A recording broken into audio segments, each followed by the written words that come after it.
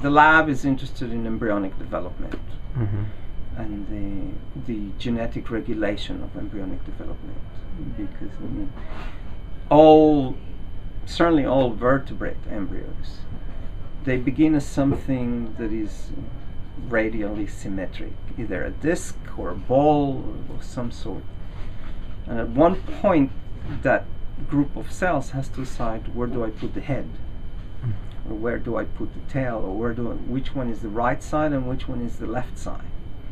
So these are the questions we're interested, actually, out of the three main axes, which is back belly, dorsoventral, head tail, and left right. We work on everything but left right.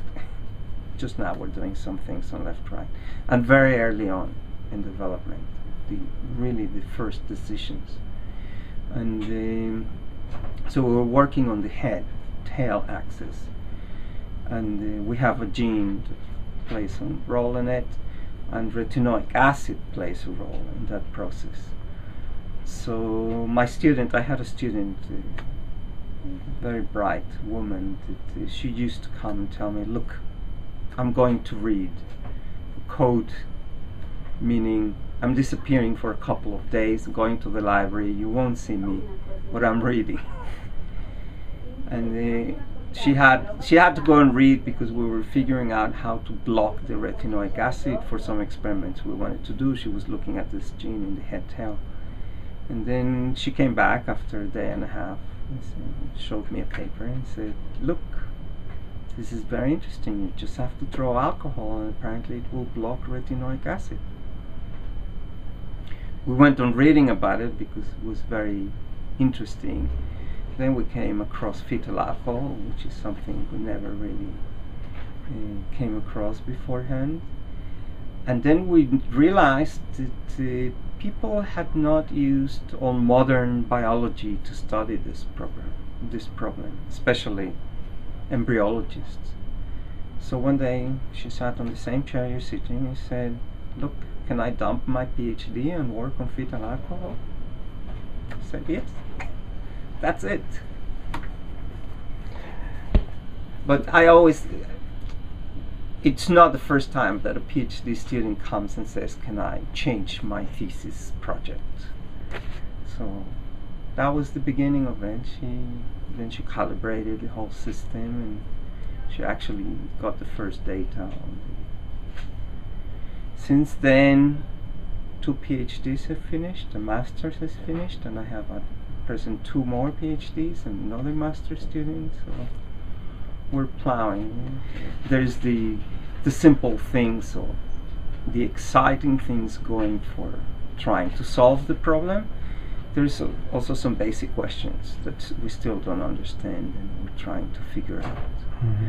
One of the most common things is there's a lot of defects around the face and the head. So now we know probably what's the major player in that, but we still don't understand how it does it. It's 2 different things. So one of the PhD students at the moment, she's interested into head formation and how the alcohol is affecting head formation. Where does the retinoic acid plug into the system and how? So this is one of the questions we're trying to tackle. I met with people, I established the consortium while I was in Canada. Now there's a managing director for the consortium, there's a steering committee. It's moving. It's amazing. Yeah, it's mind-boggling. That's amazing. I mean, especially for somebody like me, that, you know, I'm usually work with my bugs, and but because it's such a simple idea, then you can, and in the meantime we've made connections with the professor in University of Manitoba, actually medical center, Winnipeg, whose specialty is diagnosis of fetal alcohol. And we have also some people in the Genome Center in Winnipeg. We're now establishing the connection with somebody in the nutrition department, social sciences, public health, just building together the whole thing to try and, I mean, the idea is to try and get into the population. The population still has to agree. But I think it can be done with a very high safe level, the whole thing, and do some good.